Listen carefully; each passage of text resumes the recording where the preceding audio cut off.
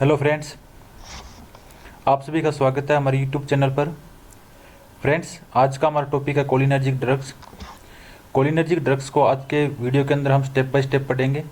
साथ में किस तरह के क्वेश्चन पूछे जाते हैं इनके बारे में भी डिस्कस करेंगे। तो फ्रेंड्स, शुरू करते हैं आज के हमारे टॉपिक कोलिनर्जिक ड्रग्स से।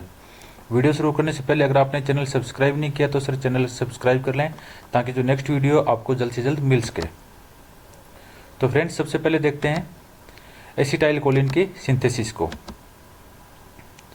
एसिटाइल कोलिन की जो सिंथेसिस है वो शुरू होती है ATP acetate plus coenzyme A. ATP acetate coenzyme A मिलकर बनाएंगे एसिटाइल कोएंजाइम ए, और एसिटाइल कोएंजाइम ए से बनेगा acetyl choline. Acetyl coenzyme A के अंदर कोलिन अपटेक होगा, और कोलिन अपटेक होने के बाद में एसिटाइल कोलिन बनेगा। और जो कोलिन अपटेक के अंदर जो एंजाइम इन्वॉल्व रहेगा वो एंजाइम रहेगा कोलिन एसिटाइलेज।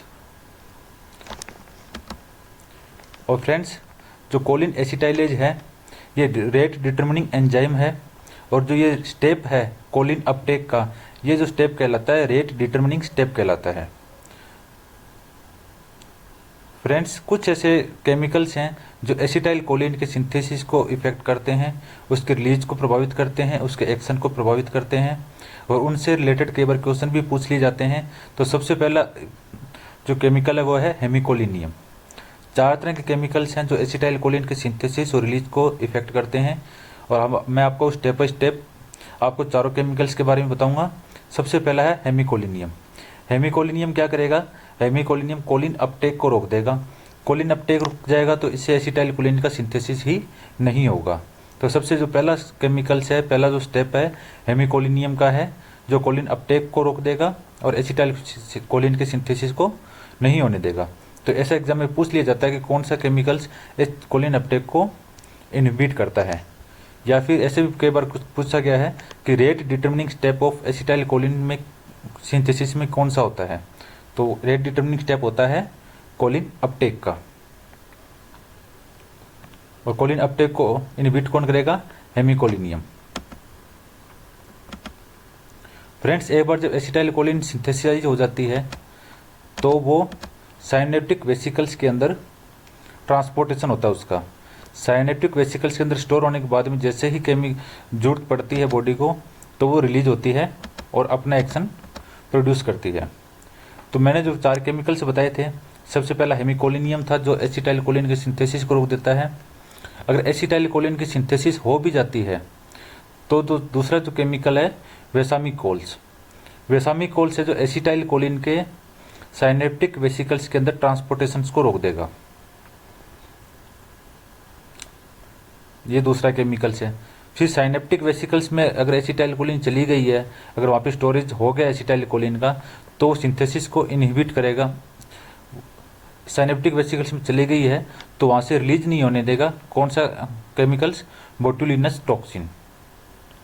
तो बोटुलिनस टॉक्सिन साइनेप्टिक वेसिकल से एसिटाइल कोलिन के रिलीज को रोक देगा। अगर एसिटाइल कोलिन रिलीज भी हो जाती है एक्शन के लिए, तो उस रिलीज होने के बाद में जस्ट रिलीज होते ही जो ब्लैक विडो स्पाइडर टॉक्सिन है, रिलीज होते ही एसिटाइल कोलिन का डिग्रेडेशन कर देता है, जिससे कि एसिटाइल कोलिन का एक्शन है वो खत्म हो जाता है। तो चार केमिकल्स है फ्रेंड्स, आपको स्टेप बाय स्टेप याद रखने हैं। क्वेश्चन पूछे गए हैं बार बार और आगे भी पूछे जा सकते हैं। सबसे पहला केमिकल था हेमिकोलिनियम जो कोलिन अपटेक को रोकता है। दूसरा जो केमिकल था वेसामिकोल्स था जो एसिटाइल कोलिन के सिंथेसिस के बाद में साइनेप्टिक वेसिकल्स के अंदर ट्रांसपोर्टेशन को रोकता है। अगर साइनेप्टिक वेसिकल में ट्रांसफर भी हो गया है तो वहाँ से रिलीज को रोक देगा बोटुलिनस टॉक्सिन, और अगर रिलीज भी हो जाता है तो रिलीज होते ही एसिटाइल कोलिन का डिग्रेडेशन कर देगा ब्लैक विडो स्पाइडर टॉक्सिन। ये आपको एज इट इज जैसे कैसे चारों केमिकल को याद रखना है। अब बात करते हैं कोलिनर्जिक रिसेप्टर्स की। दो तरह के रिसेप्टर्स होते हैं। पहला है निकोटिनिक रिसेप्टर्स। निकोटिनिक रिसेप्टर्स जो है वो इंट्रिंसिक आयन चैनल रिसेप्टर्स होता है। ये भी पूछा गया क्वेश्चन है कि इंट्रिंसिक आयन चैनल रिसेप्टर्स कौन सा होता है। तो निकोटिनिक रिसेप्टर्स जो है इंट्रिंसिक आयन चैनल रिसेप्टर्स हैं। दो तरह के रिसेप्टर्स हैं निकोटिनिक, NM और NN। NM को पहले N फर्स्ट भी कहते थे, लेकिन अब इसका रीनेम होने के बाद में NM कहते हैं, और एन एन को पहले एन सेकंड कहते थे, जिसे अब रीनेम होने के बाद में एन एन कहा गया है। इनका जो मोड ऑफ एक्शन है वो रहेगा, एन एम जो रिसेप्टर है वो सोडियम एंड पोटेशियम चैनल को ओपन करेगा, जबकि एन एन जो रिसेप्टर है वो सोडियम, पोटेशियम और कैल्शियम तीनों चैनल्स को ओपन करेगा। तो ऐसी जो ड्रग्स हैं जो एन एम रिसेप्टर के थ्रू एक्ट करती है, तो उन सभी ड्रग्स का मोड ऑफ एक्शन रहेगा कि वो सोडियम एंड पोटेशियम चैनल को ओपन करती है। और ऐसी जो भी ड्रग्स रहेगी जो एन एन रिसेप्टर पे एक्ट करती है, तो उनका जो मोड ऑफ एक्शन रहेगा वो रहेगा sodium, potassium and calcium channel opening करेगा। अब नेक्स्ट रिसेप्टर की बात करते हैं। नेक्स्ट रिसेप्टर है मस्कराइनिक रिसेप्टर्स। तो जो मस्कराइनिक रिसेप्टर्स हैं वो है जी प्रोटीन कपल्ड रिसेप्टर्स हैं। तो ये भी पूछा गया क्वेश्चन है कि मस्कराइनिक रिसेप्टर क्या होते हैं, इंटरसिकाइन चैनल रिसेप्टर्स होते हैं या जी प्रोटीन कपल्ड रिसेप्टर होते हैं। तो इसका आंसर रहेगा जी प्रोटीन कपल्ड रिसेप्टर। इसके अलावा जी प्रोटीन कपल्ड रिसेप्टर जो होता है वो 7 ट्रांसमेम्ब्रेन प्रोटीन का बना होता है। यह भी क्वेश्चन पूछा गया है। 7 ट्रांसमेम्ब्रेन के अंदर 3 तो एक्स्ट्रा सेल्यूलर ट्रांसमेम्ब्रेन होती है और 3 इंट्रा सेल्यूलर्स होती है। जो ड्रग बाइंडिंग साइट है वो एक्स्ट्रा सेल्यूलर पार्ट पे रहेगा। तो ये भी आपको याद रखना है कि मस्कराइनिक रिसेप्टर्स क्या होते हैं, जी प्रोटीन कपल्ड रिसेप्टर होते हैं और 7 ट्रांसमेम्ब्रेन होते हैं। 7 ट्रांसमेम्ब्रेन में 3 एक्स्ट्रा सेल्यूलर ट्रांसमेम्ब्रेन होती है और 3 इंट्रा सेल्यूलर्स होती है। जो ड्रग बाइंडिंग साइट है वो एक्स्ट्रा सेल्यूलर पार्ट पे रहेगा। अब अगर हम मोड ऑफ एक्शन की बात करते हैं तो मस्कराइनिक रिसेप्टर्स को हम 2 भागों में बांट सकते हैं, चाहे 2 ग्रुप के अंदर बांट सकते हैं। फर्स्ट ग्रुप है M1, M3, M5 का और सेकंड है M2 और M4 का। तो M1, M3 और M5 जो रिसेप्टर्स हैं वो कैसे एक्ट करेंगे, वो करेंगे IP3 DAG के थ्रू। IP3 DAG के थ्रू कैल्शियम चैनल को ओपन करेंगे और कैल्शियम चैनल ओपन होगी तो डीपोलराइजेशन होगा। तो ऐसी कोई भी ड्रग है जो M1, M3 या M5 इन तीनों में से किसी भी रिसेप्टर पे एक्ट करती है तो उसका मोड ऑफ एक्शन यही रहेगा, IP3 DAG के थ्रू कैल्शियम चैनल ओपन होना और डीपोलराइजेशन होना। और दूसरा ग्रुप है मस्कराइनिक रिसेप्टर्स का, वो है M2 और M4। और M2, M4 क्या करते हैं, एडिनाइल साइक्लेज को इनहिबिट करते हैं। एडिनाइल साइक्लेज इनहिबिट होगा तो पोटेशियम चैनल ओपन होगी और पोटेशियम चैनल ओपन होगी तो हाइपरपोलराइजेशन होगा। तो फ्रेंड्स ऐसा क्वेश्चन भी पूछा गया है कि M1, M3, M5 का क्या करता है, तो डीपोलराइजेशन करता है और M2 और M4 क्या करते हैं, हाइपरपोलराइजेशन करते हैं। M2 और M4 पोटेशियम चैनल ओपन करते हैं, जबकि M1, M3 और M5 कैल्शियम चैनल को ओपन करते हैं। तो फ्रेंड्स आपको इसमें एज इट इज आपको याद करना है ये। अब बात करते हैं रिसेप्टर्स के लोकेशंस की। जो NM रिसेप्टर्स है वो होता है स्केलेटल मसल्स के ऊपर। NN रिसेप्टर्स है वो एडर्नल मेडुला के अंदर होता है। M1 रिसेप्टर्स है वो होता है कॉर्टेक्स, हिपोकैम्पस और गैस्ट्रिक ग्लैंड्स के अंदर। M2 रिसेप्टर्स होता है हार्ट के अंदर और M3 रिसेप्टर्स होता है स्मूथ मसल्स के अंदर। तो ये फ्रेंड्स लोकेशन है, ये भी एग्जाम में पूछ ली जाती है मोस्टली। ये हार्ट पर कौन सा रिसेप्टर होता है, ये बहुत बार क्वेश्चन पूछा गया है कि हार्ट पर कौन सा मस्कराइनिक रिसेप्टर्स होता है। तो हार्ट पर जो रिसेप्टर्स होता है वो M2 रिसेप्टर्स होता है। ये क्वेश्चन बहुत बार पूछा गया है। और एक गैस्ट्रिक ग्लैंड्स के बारे में पूछा गया कि गैस्ट्रिक ग्लैंड्स पे कौन से रिसेप्टर्स होते हैं, तो गैस्ट्रिक ग्लैंड्स पे M1 रिसेप्टर्स होगा। तो ये फ्रेंड्स आपको ऐसे कैसे याद रखना है। अब बात करते हैं एगोनिस्ट और एंटागोनिस्ट की। तो सबसे पहले देखते हैं निकोटिनिक रिसेप्टर्स पे। तो निकोटिनिक रिसेप्टर्स पे जो नॉन सिलेक्टिव एगोनिस्ट है वो है निकोटीन।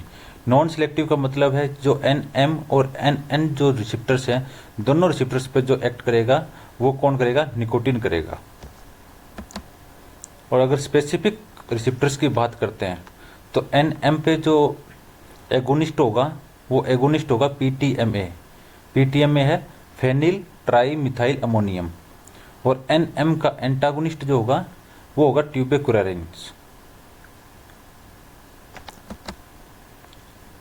सेकेंड रिसेप्टर है NN रिसेप्टर्स। NN रिसेप्टर्स का जो एगोनिस्ट है वो है DMPP, डाई मिथाइल फेनिल पाइपराजीनियम।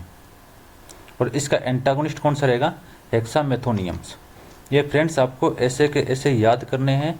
ये क्वेश्चन पूछा गया है पीटीएम में एगोनिस्ट किस रिसेप्टर का है, डीएमपीपी एगोनिस्ट किस रिसेप्टर का है, पीटीएम का फुल फॉर्म क्या है, डीएमपीपी का फुल फॉर्म क्या है, एनएम का एंटागोनिस्ट कौन सा है, एनएन का एंटागोनिस्ट कौन सा है। ये क्वेश्चन बार बार पूछे गए हैं, इसलिए वीडियो में हमने स्पेसिफिक डाले गए हैं, तो आपको ये ऐसे कैसे ही याद रखने हैं। अब जो सेकंड रिसेप्टर है वह मुस्कराइनिक रिसेप्टर्स है। मुस्कराइनिक रिसेप्टर्स का जो नॉन सिलेक्टिव एगोनिस्ट है वो है मस्कराइन्स। मतलब मस्कराइन्स है वो M1, M2, M3, M4, M5 500 receptor पे एगोनिस्ट रहेगा। अब बात करते हैं सिलेक्टिव एगोनिस्ट की। तो M1 का जो सिलेक्टिव एगोनिस्ट है वो है ऑक्सीट्रामोरिन, और M1 का जो सिलेक्टिव एंटागोनिस्ट है वो है पायरेंजापाइन टेलेंजापाइन्स। तो पायरेंजापाइन्स M1 एंटागोनिस्ट है, ऐसा क्वेश्चन भी पूछा गया है। सेकंड है M2। M2 का एगोनिस्ट है मेथाकोलिन और एंटागोनिस्ट है ट्रिप्टामाइन। M3 का एगोनिस्ट है बाथेनकोल्स और एंटागोनिस्ट है डेरिफिनासिन्स। तो ये आपको 5 जो एगोनिस्ट एंटागोनिस्ट बताए गए हैं, ये आपको ऐसे कैसे ही याद करने हैं। ये एग्जाम में बहुत बार पूछे गए हैं। ये पीटीएम की फुल फॉर्म है फेनिल ट्राई मिथाइल अमोनियम, और ये डीएमपीपी की फुल फॉर्म है डाई मिथाइल फेनिल पाइप्राजीनियम। ये भी एग्जाम में पूछी गई है। तो फ्रेंड्स वीडियो को बिल्कुल भी स्किप मत कीजिएगा, क्योंकि जो क्वेश्चन पूछे गए हैं और जो लगातार पूछे जा रहे हैं वो क्वेश्चन हमने इसके अंदर ऐड किए हुए हैं। तो आप बिल्कुल स्किप मत कीजिएगा, वीडियो को पूरी तरह से देखना है इसको। अब देखते हैं डिग्रेडेशन ऑफ एसिटाइल कोलिन। तो 2 एंजाइम होते हैं जो एसिटाइल कोलिन का डिग्रेडेशन करते हैं। सबसे पहला है एसिटाइल कोलिन एस्टरेज, जिसे कि ट्रू एंजाइम भी बोलते हैं, और दूसरा है ब्यूटाइल कोलिन एस्टरेज, जो कि स्यूडो एंजाइम भी बोलते हैं। अब इनका मोड ऑफ एक्शन क्या है डिग्रेडेशन का, वो अपने देखते हैं। सबसे पहले जो एसिटाइल कोलिन एस्टरेज या फिर ब्यूटाइल कोलिन एस्टरेज एंजाइम है, इनका एसिटाइलेशन होगा। एसिटाइलेशन होने के बाद में जो एसिटाइलेटेड एंजाइम है वो एसिटाइल कोलिन से रिएक्ट करेगा in the presence of water, और कोलिन प्लस एसिटिक एसिड बनाएगा। तो ये एग्जाम में पूछ सकते हैं ऐसे क्वेश्चन कि एसिटाइल कोलिन के डिग्रेडेशन के बाद में कौन से प्रोडक्ट बनते हैं। तो एसिटाइल कोलिन के डिग्रेडेशन से कोलिन प्लस एसिटिक एसिड बनता है। और ये भी एग्जाम में पूछा गया कि ट्रू एंजाइम कौन सा होता है। तो true enzyme acetyl choline esterase होता है। अब बात करते हैं कोलिनर्जिक ड्रग्स की। कोलिनर्जिक ड्रग्स में 2 तरह की ड्रग्स हैं, एक तो कोलिन एस्टर है और दूसरे एल्कलॉइड है। कोलिन एस्टर में एसिटाइल कोलिन, मेथानिकोल, कार्बाकोल है, और एल्कलॉइड्स के अंदर मस्क्राइनिक्स, पिलोकार्पिन एंड एरिकोलिन है। तो ये आपको क्लासिफिकेशन है, ये आपको ऐसे कैसे याद करना है। अब बात करते हैं फार्माकोलॉजिकल एक्शन की। तो फार्माकोलॉजिकल एक्शन को भी हम 2 भागों में पढ़ेंगे, एक तो मस्क्राइनिक एक्शन और दूसरा निकोटिनिक एक्शन है। मस्क्राइनिक एक्शन के अंदर सबसे पहले बात करते हैं हार्ट की। जैसा कि हमने वीडियो के अंदर बताया था, हार्ट के ऊपर कौन सा रिसेप्टर होता है, हार्ट के ऊपर M2 रिसेप्टर्स होता है, और ये एक्शन क्या करेगा, ये ब्रेडिकार्डिया करेगा।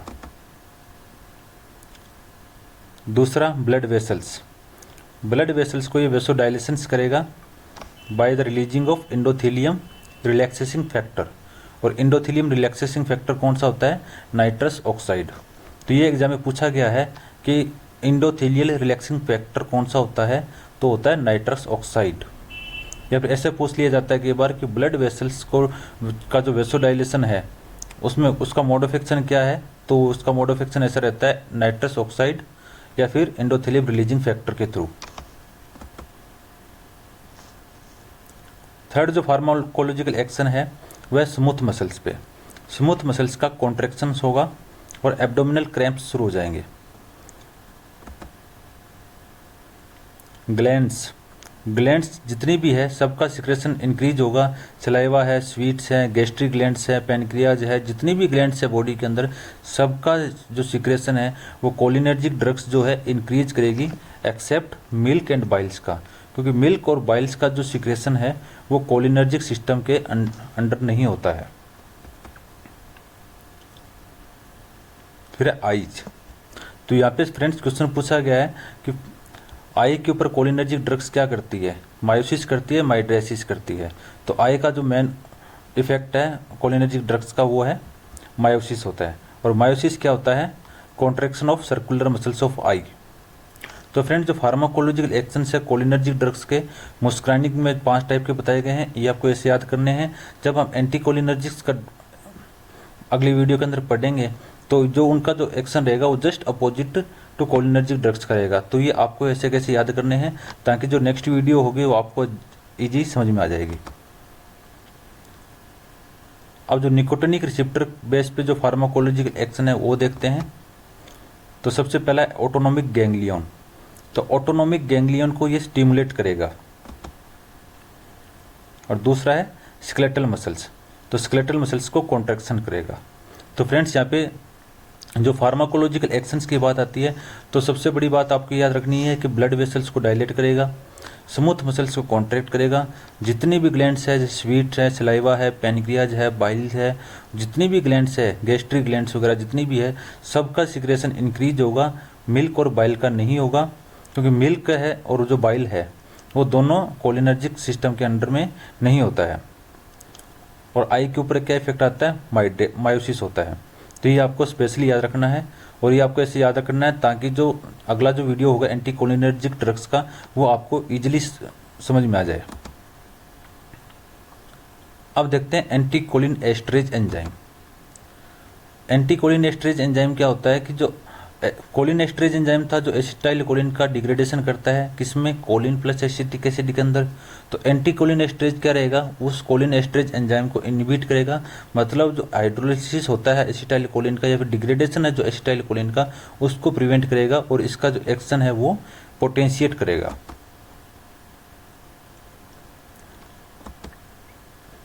अब type of anti cholinesterase कितने होते हैं, 2 तरह का होता है। एक होता है रिवर्सेबल होता है, रिवर्सेबल के अंदर होते हैं कार्बामेट्स, और दूसरा होता है एक्रिडीन। और जो दूसरा एंटी कोलिन एस्टरेज एंजाइम है वो है इरिवर्सिबल। इरिवर्सिबल के अंदर है ऑर्गेनोफॉस्फेट। तो ये आपको ऐसे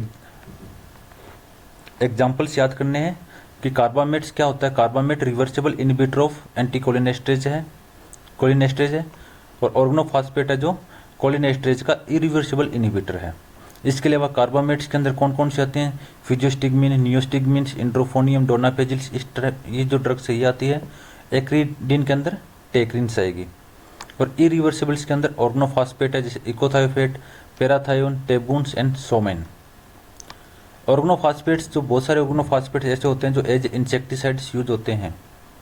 तो ये कई बार एक्सीडेंटली या फिर कई बार इंटेंशनली ज़्यादा ले लेने की वजह से जो पॉइजनिंग जो केस होते हैं वो ऑर्गेनोफॉस्फेट की वजह से ही आते हैं।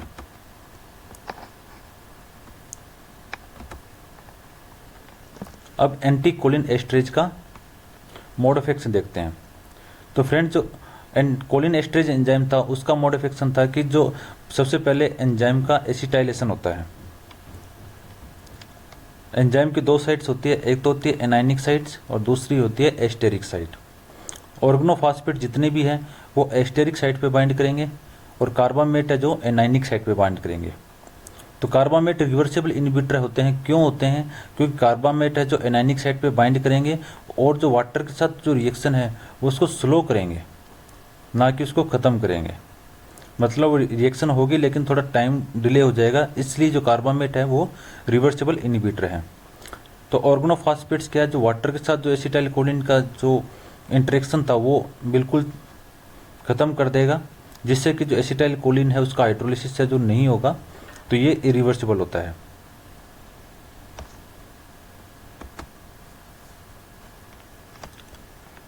इंडिविजुअल ड्रग्स के बारे में देखते हैं।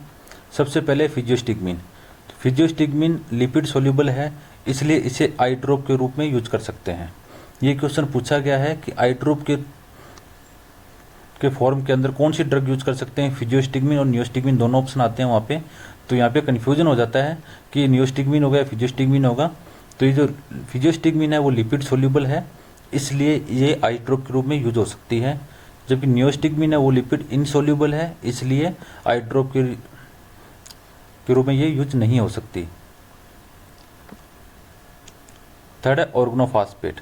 ऑर्गनोफॉस्फेट का जो एब्जॉर्प्शन है वो स्किन, लंग्स और आईज कहीं से भी हो सकता है। जो नॉर्मली हाउस होल्ड जो स्प्रेज होती है वो ऑर्गनोफॉस्फेट ही होती है। और जैसा कि हम जानते हैं कि स्प्रे स्किन या फिर आईज कैसे भी बॉडी के अंदर जा सकती है, एब्जॉर्ब हो सकती है।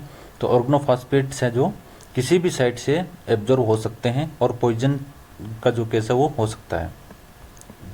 एंड्रोफोनियम, एंड्रोफोनियम का use as a diagnostic agent करते हैं माइस्थेसिया ग्रेविस के अंदर।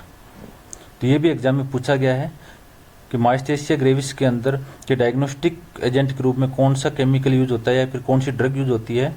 तो वहाँ पे जो आंसर रहेगा वो रहेगा एंड्रोफोनियम। और टेक्रिन, टेक्रिन का जो यूज है वो अल्जाइमर डिजीज के अंदर होता है। अल्जाइमर डिजीज के बारे में हम आगे की वीडियो के अंदर डिटेल से स्टडी करेंगे। एंटीकोलिनेस्टरेज पॉइजनिंग। तो फ्रेंड्स, एंटीकोलिनेस्टरेज पॉइजनिंग या तो एक्सीडेंटल हो सकती है कि अगर कोई घर पे केमिकल पड़ा है और किसी ने ले लिया, या फिर कोई स्प्रे कर रहा है, स्प्रे करते वक्त अगर वो स्किन या फिर आइज के थ्रू अगर बॉडी के अंदर एब्जॉर्ब हो गया है तो वो पॉइजन प्रोड्यूस हो जाएगा। या फिर इंटेंशनली सुसाइडल भी इसका यूज होता है। तो इन दोनों ही केस के अंदर जो ट्रीटमेंट रहेगा वो क्या रहेगा, सबसे पहले है जो उसका प्रॉपर एयरवे मेंटेन रखना है। सेकंड, उसका जो ब्लड प्रेशर है वो लगातार मॉनिटर करना है, उसका ब्लड प्रेशर को मेंटेन करके रखना है। तीसरा है, अगर वो एक्सीडेंटली नहीं, अगर इंटेंशनली लिया गया है या फिर एक्सीडेंटली अगर स्टोमक के अंदर चला गया है तो स्टोमक को वॉश आउट करेंगे और स्किन को भी लगातार धोते रहेंगे। और अगर कन्वल्जन्स शुरू हो गए हैं तो डाइजापाम का यूज कर सकते हैं। अगर हम स्पेसिफिक एंटीडोट की बात करें तो दो तरह के एंटीडोट है, एक एट्रोपिन है और दूसरा है ऑक्सिम। एट्रोपिन जो है वो कार्बामेट और ऑर्गनोफॉस्फेट पॉइजनिंग दोनों के अंदर यूज हो सकती है। जबकि ऑक्सिम जो है, जिसका कि एग्जाम्पल है प्रालिऑक्सिम्स, वो सिर्फ ऑर्गनोफॉस्फेट के अंदर यूज होगा, कार्बामेट के अंदर यूज नहीं होगा। तो इसका जो मोड ऑफ एक्शन क्या रहेगा एंड प्रालिऑक्सिम का, वो देखते हैं अपने। तो जैसा कि फ्रेंड्स पहले आपको बताया था कि कार्बामेट है वो एनायनिक साइड पे बाइंड करेंगे और ऑर्गनोफॉस्फेट है वो एस्टरिक साइड पे बाइंड करेंगे। अगर कार्बामेट की पॉइजनिंग है तो एनायनिक साइड फ्री नहीं होगा, और ऑर्गनोफॉस्फेट की अगर पॉइजनिंग है तो एनायनिक साइड फ्री होगा। जो प्रालिऑक्सिम है उसको वो एनायनिक साइड पे बाइंड होती है। मतलब कि अगर ऑर्गनोफॉस्फेट पॉइजनिंग है तो एनायनिक साइड फ्री है, तो प्रालिऑक्सिम यहाँ पे आके बाइंड हो जाएगा और ये जो पॉइजनिंग है उसको रिवर्स कर देगा। तो ये ऐसे एग्जाम में पूछ सकते हैं कि प्रालिऑक्सिम एंजाइम के कौन से साइट पे अटैच होता है। तो प्रालिऑक्सिम जो है एनायनिक साइट पे बाइंड करता है और ऑर्गनोफॉस्फेट है जो एस्टेरिक साइट पे बाइंड करते हैं। अब यूज देखते हैं कोलिनर्जिक ड्रग्स कहाँ कहाँ यूज होती है। सबसे पहले ग्लूकोमा। ग्लूकोमा के अंदर क्या होता है, इंट्राओक्यूलर टेंशन जो है वो 21 mm Hg से अगर ज़्यादा होती है तो वो ग्लूकोमा कहलाता है। इसके बारे में हम नेक्स्ट वीडियो के अंदर डिटेल से पढ़ेंगे। दूसरा है माइस्थेसिया ग्रेविस। माइस्थेसिया ग्रेविस के अंदर जो NM टाइप के जो रिसेप्टर्स हैं उनकी जो काउंटिंग है 1/3 रह जाती है, तो वो होता है माइस्थेसिया ग्रेविस, और ये एक ऑटो इम्यून डिजीज है। नेक्स्ट यूज है post operative paralytic urinary retention. इसके अंदर जो ड्रग यूज होती है वो होती है नियोस्टिग्मिन। और पोस्ट ऑपरेटिव डीक्लोराइजेशन, इसमें जो ड्रग यूज होगी नियोस्टिग्मिन। कोबरा बाइट, यहाँ पे जो ड्रग यूज होगी वो होगी neostigmine plus atropine. Belladonna poisoning, यहाँ पे जो ड्रग है वो फिजियोस्टिग्मिन यूज होगी। तो ये जो कोलिनर्जिक ड्रग्स हैं उनके स्पेसिफिक यूज हैं। तो फ्रेंड्स आज के लिए बस इतना ही। नेक्स्ट वीडियो के अंदर हम देखेंगे एंटीकोलिनर्जिक ड्रग्स के बारे में। अगर आपने हमारा चैनल सब्सक्राइब नहीं किया तो चैनल सब्सक्राइब कर लें ताकि जो नेक्स्ट वीडियो है आपके पास जल्द से जल्द पहुंच सके। आज के लिए बस इतना ही। Thank you.